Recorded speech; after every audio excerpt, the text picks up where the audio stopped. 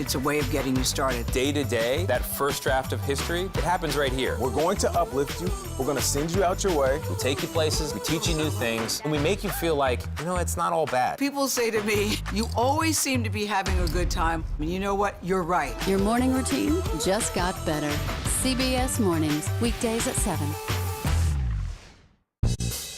Superstar approaching, superstar approaching. Just get your popcorn and get ready. Come on, Julia. Oh, no. I will if you will. You go down. Yeah.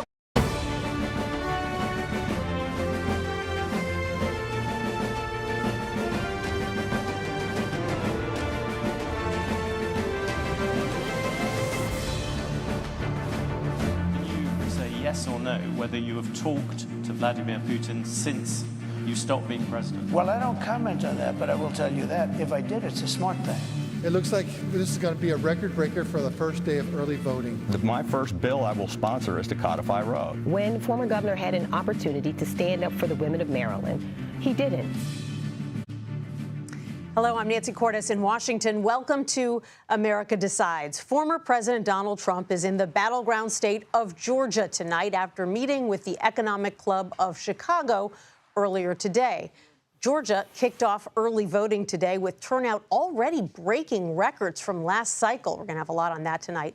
Later tonight, Trump will participate in a town hall, a take two, after the former president's Q&A near Philadelphia last night turned into a listening party.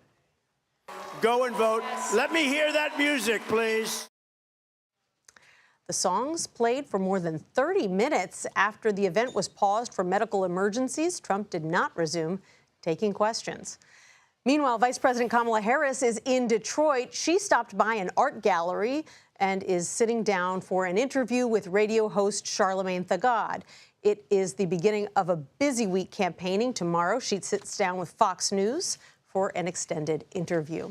We're going to start tonight with Nicole Killian in Atlanta and Ed O'Keefe in Detroit. Good to see both of you out on the campaign trail. Nicole, you are in one of the most important states this cycle. Early voting just started today, already smashing 2022 records.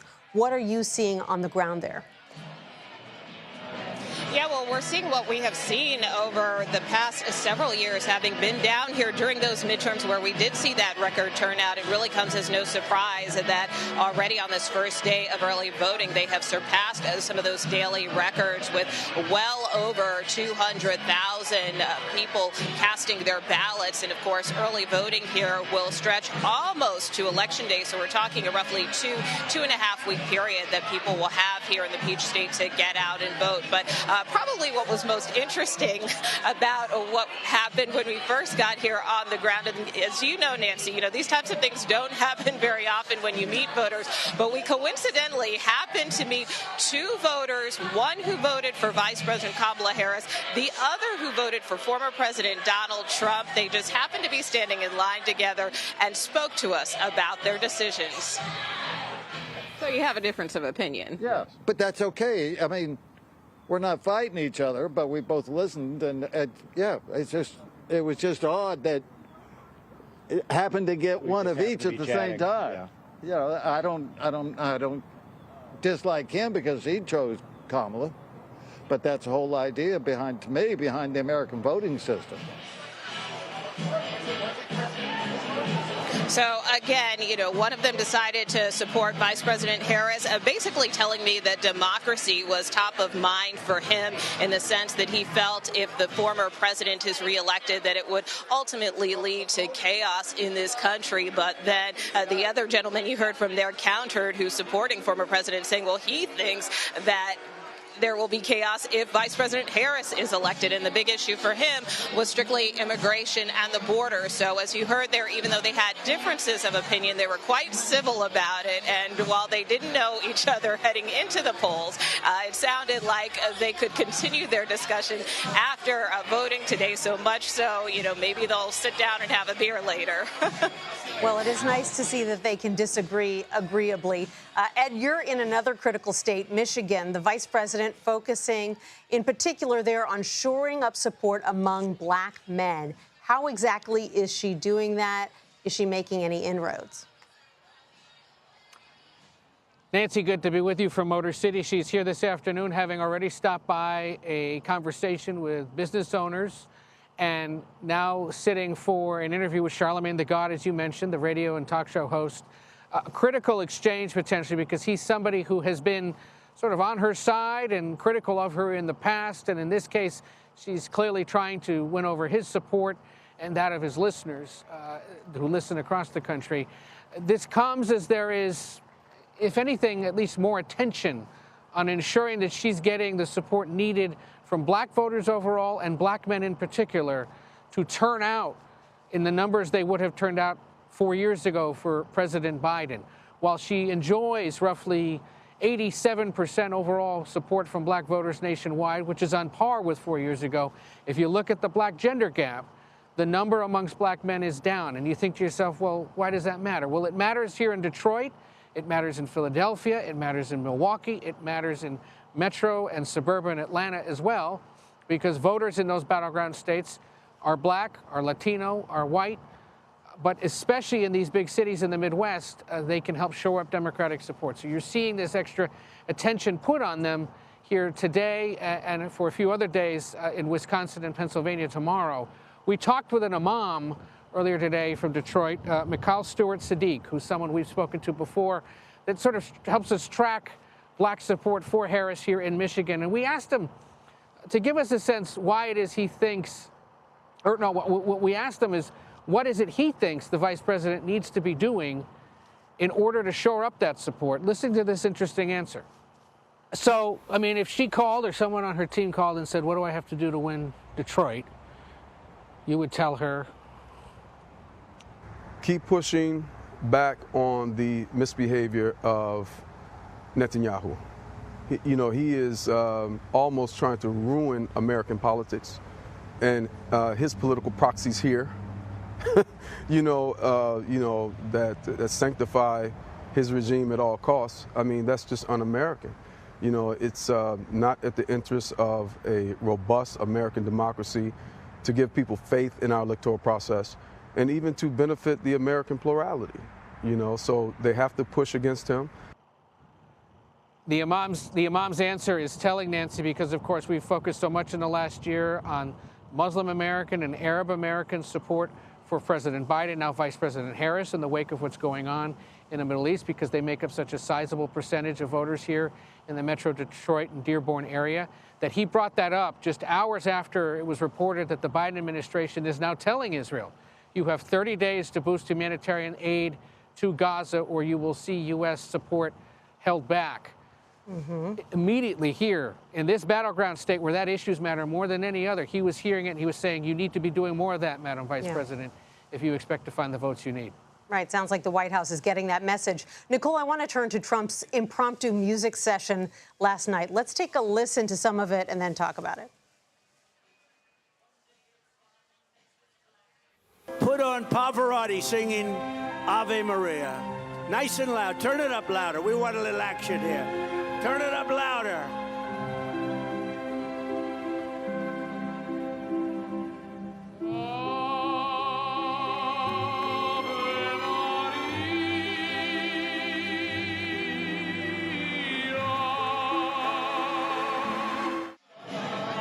So it wasn't just Pavarotti, it was James Brown, it was Guns N' Roses. Has the campaign explained yet exactly why Trump decided to stand on that stage and play music for his supporters for 40 minutes? Yeah, I mean, there has been no formal statement from the campaign, but a source tells us that, the former president was basically trying to be sensitive to the situation because there were 2 medical emergencies that occurred, which is part of why this event was cut short or why that Q&A got interrupted. At least one person fainted. Took a while for a response to occur. And, this is something that we have seen at some of the former president's events, not only indoor events, but even some outdoor where, there are these medical emergencies because you have people who have been lining up for hours waiting. And unfortunately, these types of situations do happen. But beyond that, we haven't gotten really any further detail. What we can tell you is that the attendees who were at that event last night didn't seem particularly bothered or disturbed by what happened. But certainly it's something that the Harris campaign is seizing on, saying that the former president looked lost and confused. And even the vice president herself tweeting out earlier today, she hopes that he's okay. Yep, she's got more rallies in the next 24 hours, and she'll probably make mention of that again. Nicole Killian and Ed O'Keefe, thank you both so much. Vice President Harris and former President Trump are neck and neck in Georgia. The Republican nominee narrowly lost the battleground state to then-candidate Joe Biden in 2020. CBS News Executive Director of Elections and Surveys, Anthony Salvanto, joins us now to discuss. Hey, Anthony, great to see you. Okay, so how do we watch Georgia, especially now that early voting is actually underway? And what do the campaign's travel plans there tell us about this race? Hey there, Nancy. Yeah, this is as good a day as any to kind of geek out on the Georgia map, right? So this is the 2020 election in Georgia. And the first thing you notice is all this blue around here, Metro Atlanta and Atlanta, where Democrats, where Joe Biden need to run up big margins, why we keep talking about turnout. There's another story in there, though, and that is all those places have been trending towards the Democrats over the years. They're diversifying, they're fast growing. There's a lot of college graduates there. In fact, I will show you here in this version of the map, these arrows represent the way that the votes have been trending, in this case from 2016 to 2020. The rural areas in red moving to the right, moving more towards, in this case, Donald Trump. Now, I should add, Joe Biden didn't flip those counties necessarily, but he did build on margins that you had seen Hillary Clinton start to gain, and other Democrats have been increasingly doing well in Metro Atlanta and around there over the years, right? Now, the other part of this is, let's talk about turnout for a second, because here in Metro Atlanta, you get big numbers, and sometimes you look at a map and you go, well, you know, okay, blue dots, red dots, how do you look at that differently? I'm going to turn Georgia on its side here for a second, and you're going to see the higher bars here represent more votes in Metro Atlanta, the flatter areas, fewer votes. So you start to see in a relative sense just how important Democratic turnout is in running up the margins there in that area, Nancy.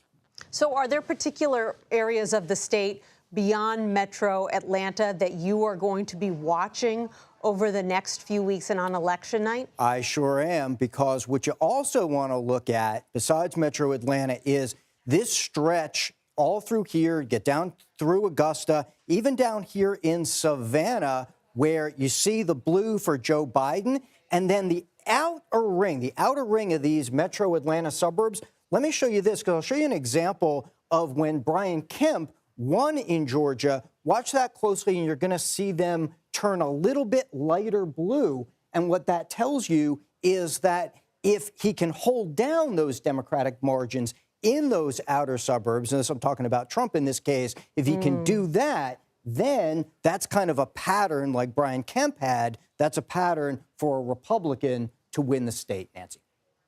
Fascinating. Anthony Salvanto, thanks so much for walking us through it.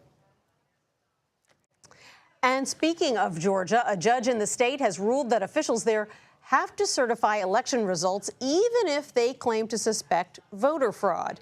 In an 11-page ruling, Fulton County Superior Judge Robert McBurney told officials they need to have results certified by the state's deadline, which is November 12th, 7 days after Election Day. He noted that any suspicious fraud should be shared with authorities, but that they are not, quote, a basis to reject the results. The ruling came from a lawsuit brought by a Republican member of the Fulton County Board who argued she had discretion when it came to certification. People have fought for my right to vote. The very least that I can do is get up at 2:30 in the morning, get here by 4 a.m. to attempt to be the first one in line. That is dedication. Early in-person voting is now underway across Georgia. We are in the Peach State, where Harris and Trump are neck and neck. You're streaming America Decides.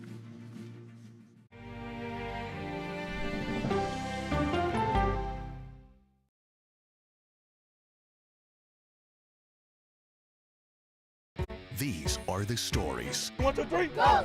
of we, the people. We're trying to generate our own hope. It's a huge deal. I'm enabling them to feel valued. Eye on America, weeknights on the CBS Evening News with Norah O'Donnell. I had progressively fallen deeper into the world of online sports betting. The risk is the rush. What do you think is driving the spike in popularity? I think it's legality. If it's legal, I'm going to use it. There are ways to bet when you are 18. We've created an epidemic of child gambling. You can't walk into a male dormitory in a college campus without sports betting happening. It's America's most neglected problem. I used sports betting as a way to escape, when in reality, I'm choosing self-destruction. Whatever I had left, it was gone. The purpose of the industry is to get you to play to extinction. And that means until all your money is gone. Go to the ends of the earth. Reach for the stars. Yeah, I just took off. That kind of thing. Oh, that's pretty good. Because there's always something new under the sun on CBS Sunday morning.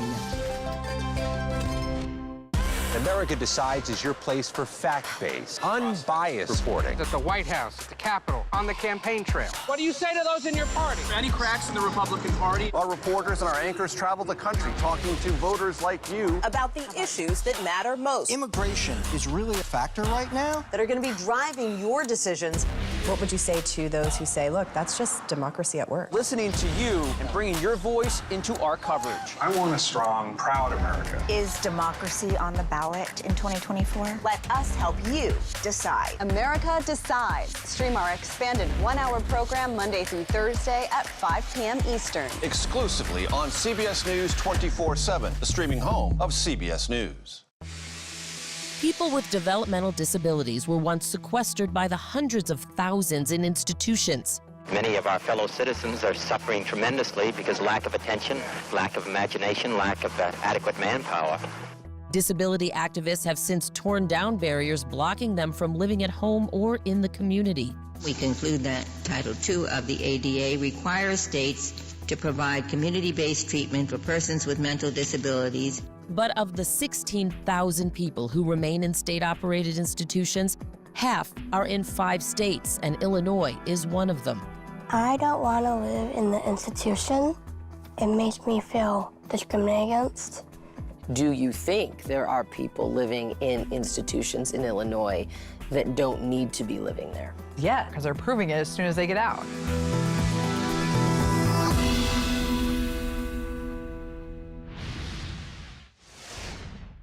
I've always thought about the importance of the vote because I think it was instilled in me by my father. This is a very important election, and so I think mostly everybody will be out here trying to cast their votes. It's an important election, and we're really a critical state in that election, so I feel honored to be voting. Welcome back. The Georgia Secretary of State today said that voters there have surpassed all daily records for any day of early voting in 2022. 16 electoral votes are up for grabs in the Peach State, where former President Trump lost to President Biden by less than 12,000 votes back in 2020. Let's bring in Tia Mitchell. She is the Washington correspondent for the Atlanta Journal-Constitution. Tia, it's great to see you. So as of 3:30 this afternoon, Secretary of State Raffensperger said that more than 234,000 people had already voted. What does that say about how voters are feeling in Georgia 21 days out from Election Day? Yeah, I think it goes to show that not only are the candidates very invested in Georgia, but it shows that Georgia voters believe that it's important that they weigh in, that they know the stakes of this race. They know that they are a battleground, and every vote in Georgia is going to count. Georgia is expected to be close, and so it's in the margins. And I think people are just fired up to have their voices heard. I also think, quite frankly, voters in Georgia understand that the sooner they vote, the sooner the texts will stop coming to their phone, the emails may stop, as you know, the data centers realize that this voter has already cast their ballot. So I think a lot of Georgia voters are, quite frankly, ready to be done with it. And so just overall, whether it's for positive reasons or just to be over with, Georgia voters are ready to go. No more texts is certainly a powerful incentive. Is there any way to determine at this early stage whether either campaign has an advantage when it comes to early voting there? Yeah, I think you would give early voting and voting by mail the advantage to Democrats because, in recent years, former President Donald Trump has continued to send mixed messages about voting early and voting by mail. Sometimes he encourages his supporters to do so and tells them, get your vote in early. But then there are times where he talks about how he doesn't trust that voting early and particularly voting by mail, he doesn't trust that those votes will be properly counted. So I think because of that mixed message from the leader of the Republican Party, whereas Democrats have been much more vocal and consistent in encouraging early voting, that's why you would give the edge to Democrats. That makes sense. Former President Bill Clinton was in the state over the last few days campaigning for Harris. How helpful is it to have him or former President Obama there in the state campaigning for her? Yeah, both former presidents are part of the many surrogates that are fanning out for Willis across Georgia. I would guess that high-profile surrogates had probably a half dozen events today in Georgia for Harris. Of course, Donald Trump himself is in Georgia today, but former presidents Clinton and Obama are really speaking to different types of voters that are important if Vice President Harris is going to win. We know Obama is spending a lot of time speaking to Black men, for example, whereas Bill Clinton went to more rural areas, speaking not just to Democratic voters in more rural areas, but perhaps some independent and kind of those reluctant Republicans who aren't sure if they want to support Donald Trump. So, but again, all types of surrogates are fanning out in all types of ways. So 3 weeks from tonight, what are you going to be watching as we start to see the Georgia results coming in? So I think we'll be watching to see what share of the electorate votes early. We expect it's going to be a big share. Georgia has pretty robust early voting. It goes all the way through the end of the month, roughly 2.5 weeks, almost 3 weeks. There will be some weekend early voting. We know the total vote in Georgia is about 5 million. So the question is, again, what percentage of those votes come early versus waiting until election day, especially because we do, again, think that Democrats will have an advantage with early voting. I think we'll also see how turnout is all across Georgia. We know the population center is Metro Atlanta, and it's, Atlanta and its suburbs. But what does voting look like in rural Northeast and Northwest Georgia? What does voting look like in other cities like Augusta and Savannah? Those will all be data points that we'll be studying. Especially because Harris has spent so much of her time in the state of Georgia, but outside of that metro area around Atlanta. Tia Mitchell from the Atlanta Journal-Constitution, thanks so much. Thank you. Democrats in Congress seek to prevent another January 6th-style riot at the Capitol. What we're learning about their efforts coming up. You're streaming America Decides.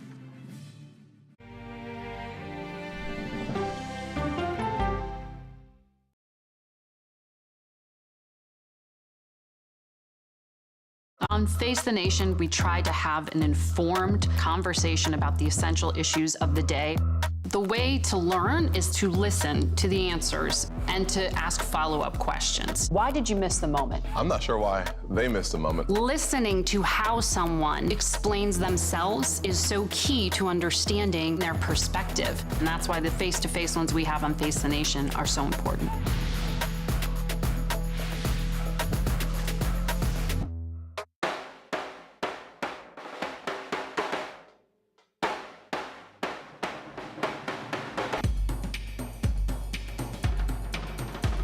Eye on America, weeknights on the CBS Evening News with Norah O'Donnell.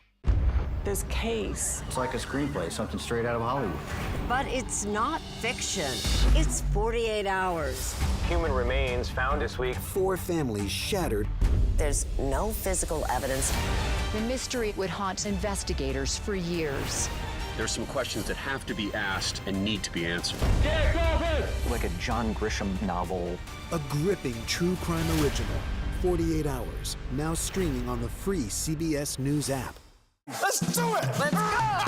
Let's do this! I can see clearly now that the rain is gone. Superstar approaching, superstar approaching. Just get your popcorn and get ready. Come on, Julia. Oh, no. I will if you will. You go, Gail. Yeah, boy! Dollar Jill. If you can't get into the market, it's okay. Renting is fine. Box, oh, it's bad. Screw cap, oh, it's bad. It's not true. We are making a wonderful lemony chicken. Ooh, it's hot. That's good. I wonder what Serena's doing. I wonder how Serena is feeling. That's a really good question. No one's asked me that yet.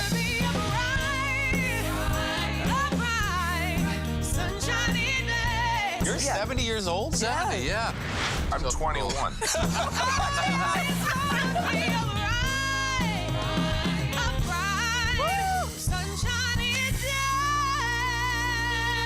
We'll see you 7 o'clock sharp.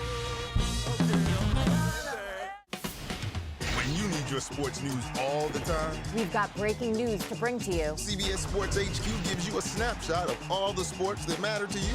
Big news coming out of the NFL. A lot of movement in the rankings this week. With highlights. What a finish at the final round of play. And in-depth analysis. Can they three-peat? Tony Romo joins the conversation. What can you say about this game? When you need your sports in a snap, We're bringing you that breaking news right here on HQ. find it on CBS Sports HQ. Streaming free anywhere you are. The CBS News original 60 Minutes opens its archives. Pretty loose for a Friday night. Yeah, no, I mean, it's not my first show. With moments you haven't heard before. It's almost more fun that way when you have something to prove. Listen to 60 Minutes, a second look, wherever you get your podcasts.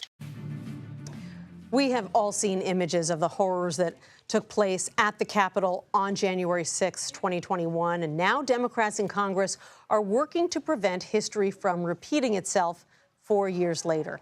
Our Scott MacFarlane reporting that, quote, Democrats have researched and discussed plans to ensure security is tight, and they've begun efforts to debunk emerging conspiracy theories about undocumented migrants voting in federal elections.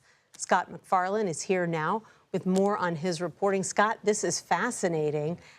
How do congressional Democrats think they can even make a dent in all of these conspiracy theories that are floating around? I was just in North Carolina. It was amazing how many voters I talked to who believed those theories. There's so many things that need to be done to protect against post-election chaos, because there's any number of directions it can come from. Some of what they're planning is relatively simple to understand. Some of it's next level. Let's start with the easy stuff. The members of the House Committee on Administration, they have offices right there in the Longworth building across from the Capitol, have been talking about security, first of all, ensuring, because they have oversight of the Capitol complex in their portfolio, all the security is in place to prevent a recurrence of January 6th. Got a lot easier because it has been designated a national Homeland Security event, so all kinds of resources are going to be on the grounds at the Capitol January 6th. That issue is pretty much put to the side now. It's taken care of. What about the election conspiracies about non-citizens voting? Well, that's a harder nut to crack because, as you mentioned, some of that is really enmeshed in people, but because they have federal voting law in their portfolio, they're trying to do messaging to push back on that. But here's the tricky thing. They are game planning or strategizing how to respond if there's a complication on January 6th we didn't see last time. Like, what if there's no Speaker of the House chosen by January 6, 2025? Doesn't seem that far-fetched since there wasn't a Speaker of the House chosen on January 6, 2023, when there was a standoff with a narrow majority. And there's a prospect of a narrow majority again in the U.S. House. They're actually trying to figure out, how do we navigate this? How do we ensure the electoral votes are counted as they're supposed to be if there are no rules of the House, no organized U.S. House, and no Speaker to sit there in that chair? Talked to a number of constitutional law scholars, and so have they, by the way, who say there's likely no way Congress can block a constitutional mandate like counting the electoral vote, but that sure is a foothold that could be used to obfuscate or block the clean process on January 6, 2025, and they are planning for that. Right, or at the very least, delay it. So is D.C. going to look like a fortress then on January 6th? Ever since January 6th, every event of magnitude at the Capitol's had that fencing, that no-climb, 8-foot-tall black metal fencing. I would bet the mortgage you're going to see that type of fencing surrounding the Capitol again, not just on January 6, 2025, but likely for some time before then. There will be federal Homeland Security assets helping the Capitol Police. There's mutual aid, local police departments there too. This feels like a hardened target for January 6, 2025. And all the people in this space with whom we speak about vulnerabilities post-election say, look instead to softer targets. If somebody's going to try to obscure or obfuscate with what's happening between November 5 and January 6, maybe they try to bring those efforts towards more vulnerable places where there's less resources, smaller communities, swing states, places where they don't have a war footing. The Capitol, I think, is already clear they're going to have a war footing. You're talking about all the things that Democrats in Congress are trying to do. Democrats don't control Congress. The House Speaker himself, who is a Republican, has been reluctant at times to say that Donald Trump lost the last election. What impact does all that have? Are Republicans going to actively try to block some of these reforms that Democrats are trying to make? Yeah, and the Republican House Speaker has been pressed on this before and said as long as it's a free and fair election, he sees no reason that it would go challenged or mitigated. That being said, Congress has done something to insulate either party from trying to mess with election results. They passed this Electoral Count Reform Act after January 6th. In fact, they passed it in late 2022. What it does is it raises the threshold of what number of members of Congress are needed to try to object and stop the count. Used to be just one. Any one member of the House and any one member of the Senate could stop the count cold. We saw that on January 6th. Now it requires 1/5 of each chamber. May not be a heavy lift to get 1/5 of the U.S. House to want to do it, but there seems to be confidence. It may be difficult to get 1/5 of the U.S. Senate to be part of that effort. They think that insulates some of this. That is fascinating. Scott McFarlane, thank you so much for breaking it down. Appreciate it. We have an enemy from within, which I think is much more dangerous than the outside enemy. Vice President Kamala Harris takes aim at President Trump over those comments. Our political panel will weigh in next on what she had to say. You're streaming America Decides.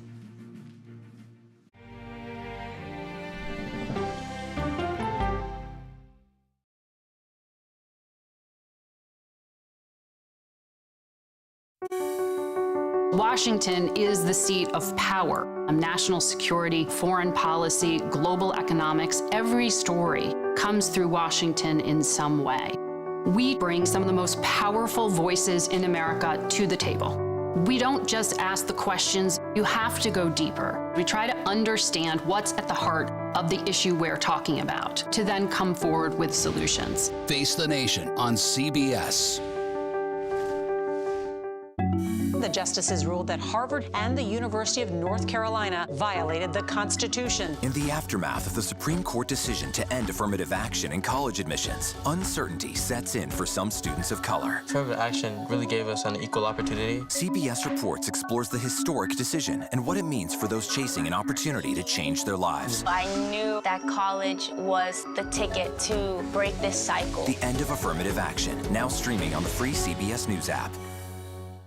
America Decides is your place for fact-based, unbiased reporting. At the White House, at the Capitol, on the campaign trail. What do you say to those in your party? Any cracks in the Republican Party? Our reporters and our anchors travel the country talking to voters like you about the issues that matter most. Immigration is really a factor right now that are going to be driving your decisions. What would you say to those who say, look, that's just democracy at work? Listening to you and bringing your voice into our coverage. I want a strong, proud America. Is democracy on the ballot in 2024? Let us help you decide. America Decides on CBS News 24/7. Stream our expanded one-hour program Monday through Thursday at 5 p.m. Eastern. An original documentary from CBS Reports. AI is among the most world-changing technologies ever. Curing diseases, scientific breakthroughs, making lives better. They can help us with medical discoveries, scientific discoveries, doing better agriculture, having cures for things like Alzheimer's. It's also going to really transform the way we work. The uplifting potential of artificial intelligence is limitless. It gives you a friend, somebody to chat with 24/7 that is non-judgmental. He makes me feel loved and desired. And so are its downfalls. The problem with all this AI is that it's unpredictable and uncontrollable. The choices we make now will have lasting effects for decades, maybe even centuries. The ChatGPT revolution, now streaming on the free CBS News app. We are about to see American weapons in the hands of Mexican cartels. A gun pipeline to Mexico. We are arming the cartels. 100%, no doubt about it. Happening right under our noses. Who's doing something about this? Nobody. A CBS Reports exclusive. Most Americans have no idea that we are effectively arming the enemy next door. This is the story the American people need to know. Arming cartels, now streaming on the free CBS News app. Trump is increasingly unstable and unhinged.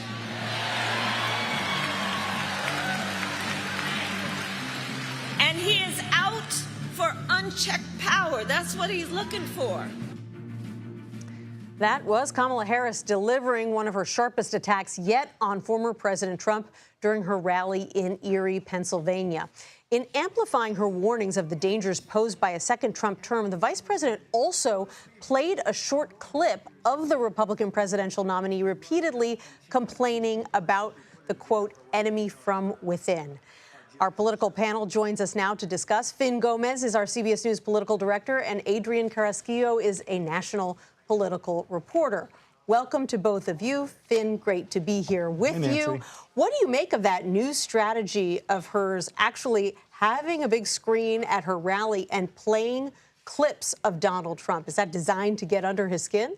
I think it's designed to get under his skin. It's two things. It's designed to get under his skin, and also it's actually borrows a page from his book, frankly, Nancy. He does that a lot. I mean, he plays a lot of videos at his rallies as well. But I think it's also, on Harris's part, an effort to really showcase she is a prosecutor, right? She's laying out her case in this final stretch, the closing arguments, if you will, and showing the evidence to her base and some of those, persuadable voters saying, look, this is what he's saying. This is real. Listen to me. I have a different option. Right. So that's such an interesting way to put it. Obviously, she'd hope to prosecute the case in a second debate, but that is not going to happen. Adrian, is this going to be a successful strategy for her? I mean, Finn talked about persuadable voters. Are there any persuadable voters left at this point who will hear those messages about Trump being unhinged and maybe move in her direction, or are people just too familiar with who he is at this point? I think it's so important to listen to those words she's using, right? Unstable, unhinged, unchecked power. And what it reminds me of is another word that starts with UN. It's unfit, right? What she's saying is in her closing message here that Donald Trump is unfit to be president again. And actually, I do think that it does reach undecided voters and voters that are still trying to make up their minds. I heard that the Harris campaign was doing focus groups with undecided Latino voters where they were realizing that January 6th was something that was mobilizing, a mobilizing issue. We saw her talk about that at the Univision town hall. And apparently that immigrant men, this mobilizes them because they don't like January 6th and they don't like this idea that he wants to be a dictator on day one. That is fascinating. I want to ask you about something else that a lot of people have been talking about, and it was Trump's rally in Pennsylvania last night. He hosted this town hall just outside of Philadelphia. It turned into this impromptu concert where he played music while standing on the stage, kind of swaying to it for about 40 minutes or so. The Harris campaign obviously now mocking his behavior at the event. But Trump called the event amazing. What do you think voters think was going on there? You know, I was thinking about this, and the only thing it reminded me of was his friend Steve Witkoff at the Republican National Convention, who said Donald Trump loves music, and he loves to be the DJ at events. So I guess that's something that voters didn't really know about him. But, you know, ultimately, I think it's just interesting that he stopped taking questions and that he sort of 30 minutes early decided to pack it up. And again, I do think it actually leans in and it helps the Harris campaign with their message that this guy, he's not ready to be a president a second time.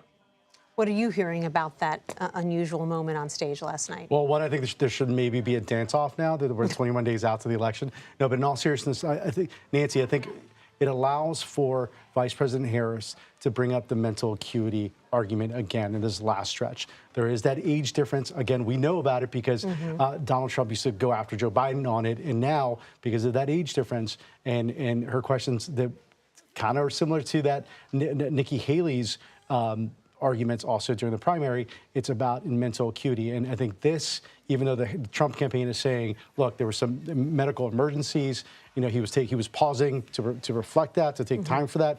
But it wasn't a very unusual campaign rally. And I've been to like 80 Trump rallies, Nancy, and this is very, very unusual. So to me, it's like, again, it brings up an opportunity for her to utilize that mental acuity argument against Donald Trump. Right, and he's done a couple of interviews lately, one a new podcast interview with Bussin' with the Boys, another with the Economic Club of Chicago, where he basically defended his style, saying, yes, I get off topic, but I call it the weave. And, you know, sometimes he doesn't weave back to where he was supposed to be going in the first place. I mean, his base supporters didn't leave. They didn't leave the rally, according to Caitlin Huey-Burns, who was there. However, if you're trying to appeal to, again, to those persuadable voters, those moderate Republicans, and they see that, I mean, it's just, you know, it's kind of this sense like, you know, what are we buying into? And I think that's the argument that Harris is trying to make in this final stretch. Adrian, you recently wrote for Politico about the importance of the Hispanic vote in this election, how consequential these Univision town halls could be in swaying Spanish-speaking voters. Talk to us a little bit more about that ahead of Trump's own town hall tomorrow. We know Harris did hers about a week ago. Yeah, Donald Trump, interestingly, his campaign chose to do sort of like a homecoming. We know that Florida is his adopted state. He's in Miami. Miami, of course, Miami-Dade County, a place where he grew with Hispanic voters from 2016 to 2020. They told me they want to talk about unsafe streets and an unaffordable economy. So we can see him talking about those. The third issue they talked to me about, which I didn't put in the story, was that they want to talk about family issues, which they said was trans issues. So, you know, interesting that, and again, these are Spanish language speaking voters. Democrats typically have an advantage with these voters, but Donald Trump is trying to eat away into those margins and see if he can take some of them away. While we have been speaking, a very interesting interview has been taking place between radio host Charlamagne Tha God and Vice President Kamala Harris. They spoke specifically about one of Trump's biggest knocks on her, which is that she stays relentlessly on message to her own detriment. Let's take a listen to that conversation. And a lot of your press hits get criticized. You know, folks say you come off as very scripted. They say you like to stick to your talking points. And some media says you have... That would be called discipline. Ooh, okay. That would be called discipline. Right. What do you think of that response? Well, I think she is on message. That is, you know, sort of like her... But that's her thing, though. I mean, she's a prosecutor. She's laying out her final closing argument to voters, right? This is what she's doing. And right now, I think what she's saying essentially is discipline is something that you need to have this presidential timber to really to be in the Oval Office. And I think in hearing her say that, she's trying to showcase that, right, Nancy? And I think you contrast that with the undisciplined, right? We're talking about the unwords again, the undisciplined, strategy and even last night's, town hall that you're seeing from the Trump side, that may be a way to contrast herself again. Right, and that show directed towards an audience that she is trying to reach specifically, which is Black men. Absolutely, and and Charlamagne Tha God has a huge reach, right? Yeah. And I think that look, we had new numbers out this week that shows that she matches the exit polls from Biden in 2020 with Black voters, right? She needs to hold that leading into these next 21 days, and it's not about the fact, it's not whether they're going to vote for Donald Trump, it's whether they will show up on Election Day, and that's what she needs, especially if she wants to win in these crucial battleground states of Michigan and Pennsylvania. Such a good point. Finn Gomez, Adrian Carrasquillo, thank you both so much. The battle down ballot, the races we are watching that could decide which party will be in control next year. Stick around for that. You're streaming America Decides.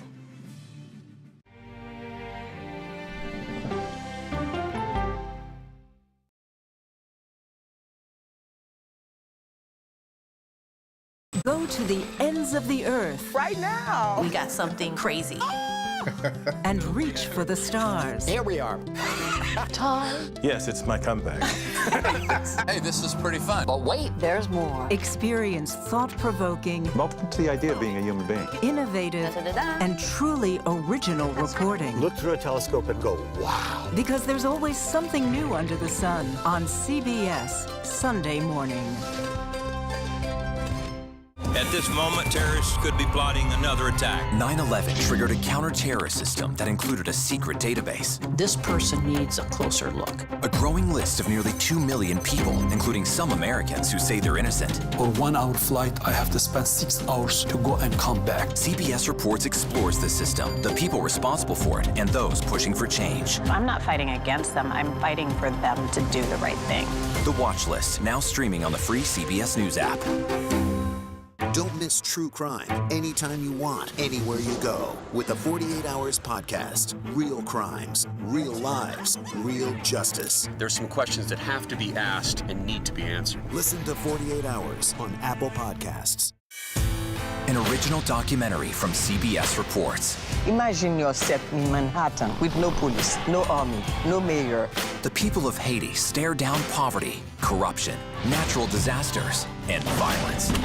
90% of the guns that are used by gangs in Haiti are American guns. But with an unbreakable spirit and eternal optimism. There are days where I cry, but we can't be discouraged. We still believe in Haiti. They're still able to look ahead with hope. Haiti is on the brink of transformation, a radical shift. Haitians are coming together and saying things must change. Fighting for Haiti, now streaming on the free CBS News app. Hey there, welcome to The Uplift. I thought she was a groom, and I stepped back and I went, oh, you're the queen. She's gonna be with me every instant that I'm alive. I just wanted to see if you'd go to Disneyland with me today. I look over at him and he's smiling. I'm gonna remember that the rest of my life. They told us when he was gonna be born, he was only gonna live for 30 minutes. It's really a miracle that he's with us today. The Uplift, stream now on the free CBS News app.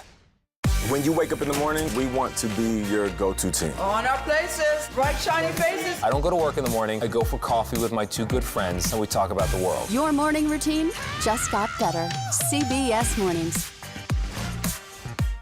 A CBS News investigation. People looking for love, finding their life savings gone. This could happen to anybody. And sometimes losing their lives. Anything for love. Now streaming on the free CBS News app. Welcome back to America Decides. Whether or not the next president can get their legislative to-do list done will depend on who is in charge of Congress after November. Control of both chambers is expected to come down to a handful of tight races across the country, and that's why we've got an expert here to talk about them. Hunter Woodall joins me now. Hunter, great to see you. You've picked out a few fascinating races to discuss. Let's start with a race in Virginia pitting 2 veterans against one another. Absolutely, Nancy. I mean, this is a seat held by Abigail Spanberger. She's not running for re-election. She's aiming to run for governor of Virginia. So this is a battleground district race, one that Democrats have benefited from winning in recent cycles. But they're struggling this time around. They have Eugene Pittman, who has the kind of profile that would normally profile well with Democratic voters. He's closely associated with the first Trump impeachment. But he's been struggling lately, and Republicans have coalesced behind Republican Derek Anderson. And the energy in this race has been tilting more towards Republicans recently.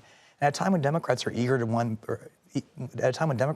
back the House, this isn't a race they really want to be worrying about. This is a race they should have comfortably in their column. That is really interesting. Yeah, they were hoping to hold that one. Nebraska Republican Congressman Don Bacon is also facing a tough Democratic challenger in a state that is supposed to be a red state. What's going on there? Don Bacon has been one of those Republicans who's consistently won, even though Democrats have constantly targeted him, tried to oust him. It seems like this cycle might be the time they succeed. Democrats are incredibly confident in this race, surprisingly so. But Republican allies of Don Bacon have talked to me, and they talk about how he outlasts Democrats. He's outlasted his current challenger before. They think he'll do it again. But the problem is, too, this is a district that gets a lot of attention because it has an electoral vote. Nebraska allocates some of those electoral votes by congressional district. Kamala Harris wants to win this electoral vote in Omaha. That means a lot of Democratic attention. in Don Bacon's district. Oh, that's not what he wants to see. Okay, let's talk about the Maryland Senate race that pits Angela Also Brooks, a protege of the vice president, against Larry Hogan, the former governor. They had a debate this week. Let's take a listen to a bit of that. The stakes of this election could not be any higher. We are facing an election where the future of our country and our freedoms are at stake. What we recognize is in this election, a woman's right to choose is on the ballot. What we see today is nothing but divisiveness and dysfunction in Washington, where nothing ever seems to get done. Our country is being torn apart by the extreme voices on both sides. So what are you seeing in that race? A lot of analysts say if there is any Republican who could win a Senate seat in Maryland, it would be Larry Hogan. The race Hogan is running here is fascinating. He's technically branded himself as, you know, he wants to be the Republican Joe Manchin in a way. He wants to be that person that obviously is a bipartisan member of the conference, but is showing more that he's willing to stand up for the values that he sees. It's not clear that Republicans want a Joe Manchin type on their side of the aisle in the Senate. And Larry Hogan, when I talked to voters in Maryland around their primary day, they talked about, hey, I voted for Hogan before. He won the governorship of a blue state twice, but they don't necessarily want to, they didn't necessarily want to send him to the Senate. I mean, and that's a challenge that Hogan keeps running into. Well, that's fascinating because Republican hopes of winning back the Senate definitely run through Maryland. That's one of the paths that they'd like to take. Hunter Woodall, thanks so much. Appreciate it. Early voting is also underway in Ohio, and some high school students have already made their way to the polls. First-time voters in Dayton, Ohio, recently took part in a big celebration, students marching through the city streets accompanied by a local marching band to a local polling place. This event happens every year. It celebrates newly turned 18-year-olds who are about to vote for the first time. Some younger students also came along for the event to see exactly how the voting process works.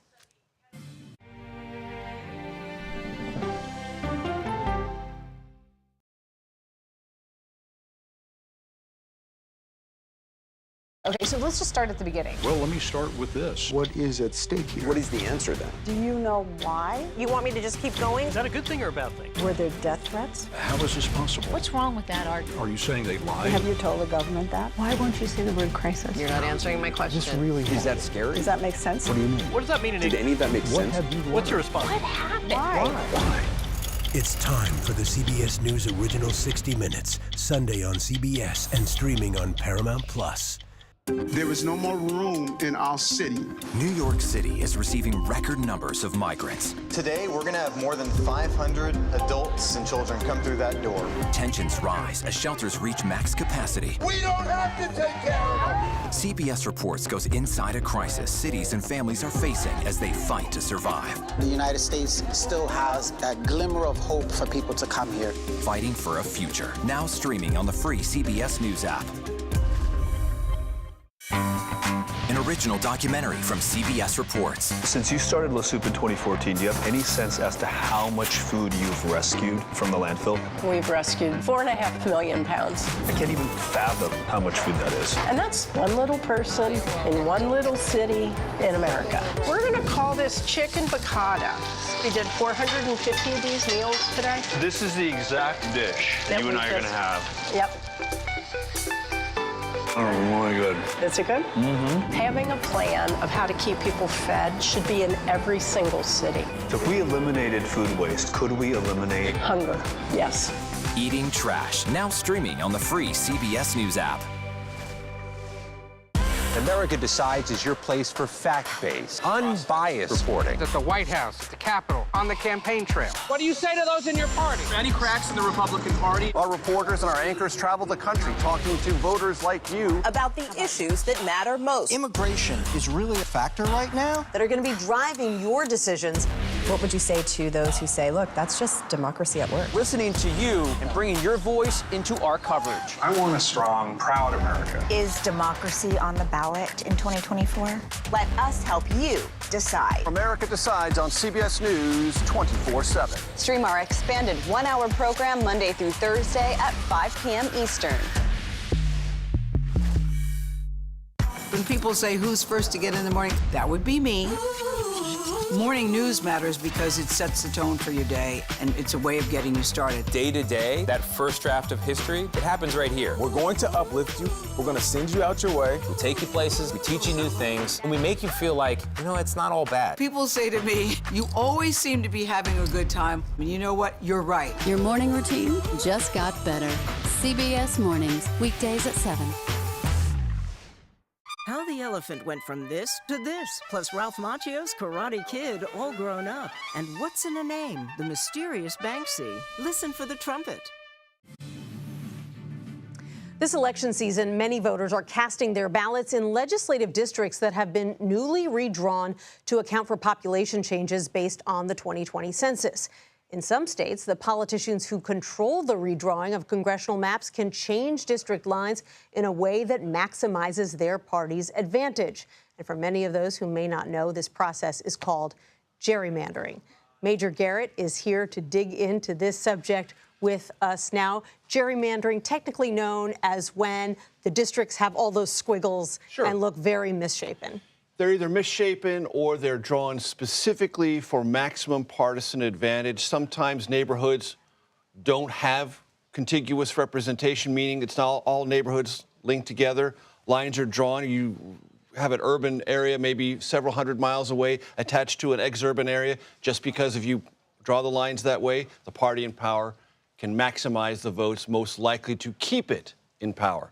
And we traveled to two places where that's been true, Illinois and North Carolina. In North Carolina, interestingly, registered Republicans and Democrats about even. But the state legislature is a supermajority Republican. Wow. North Carolina redrew its lines after the census, and under a Democratic-led Supreme Court, those lines were upheld.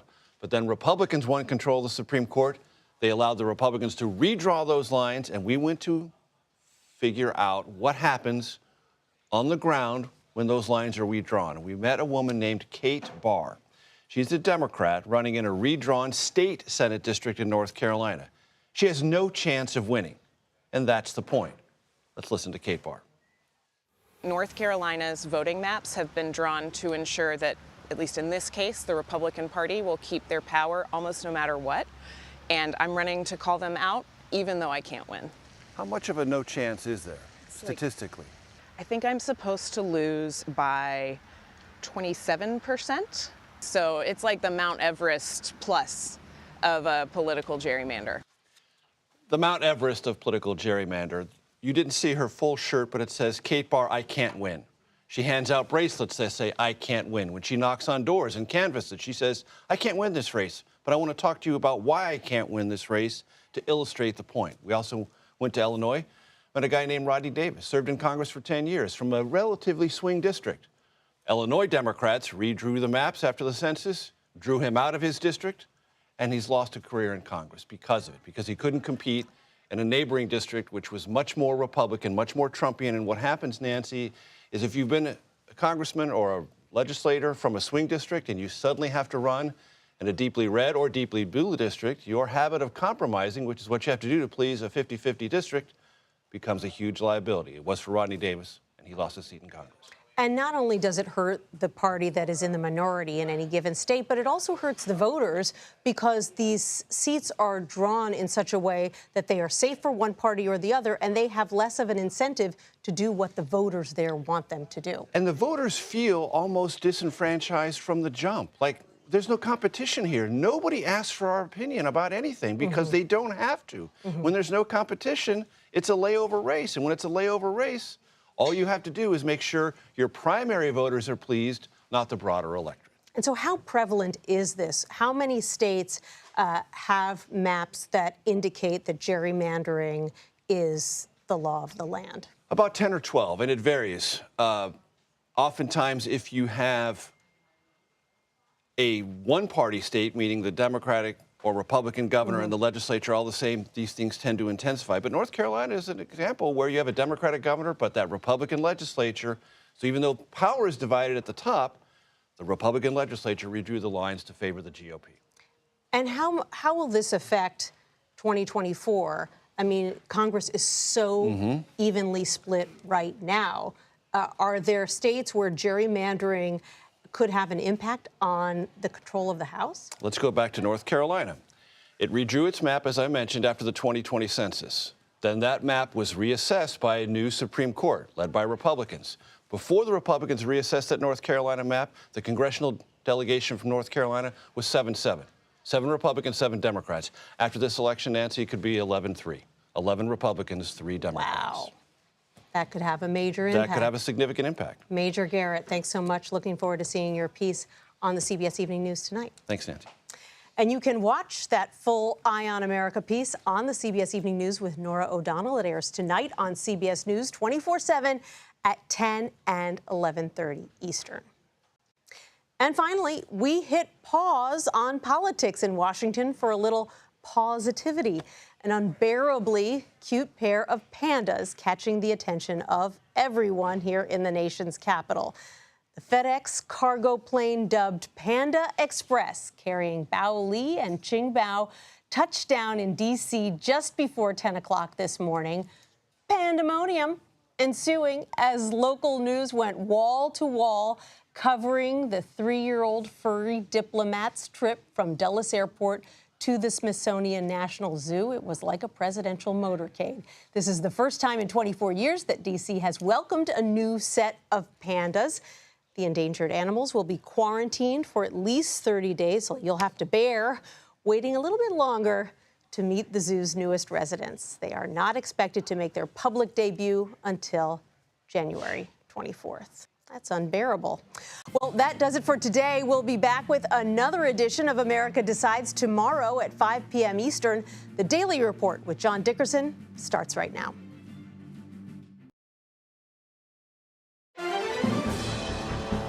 Welcome to the Daily Report for the 15th of October, 2024. I'm John Dickerson. We'll start tonight on the campaign trail. Vice President Harris continues to hop across the media landscape. Is an interview with Charlemagne the God a bigger risk than Fox News?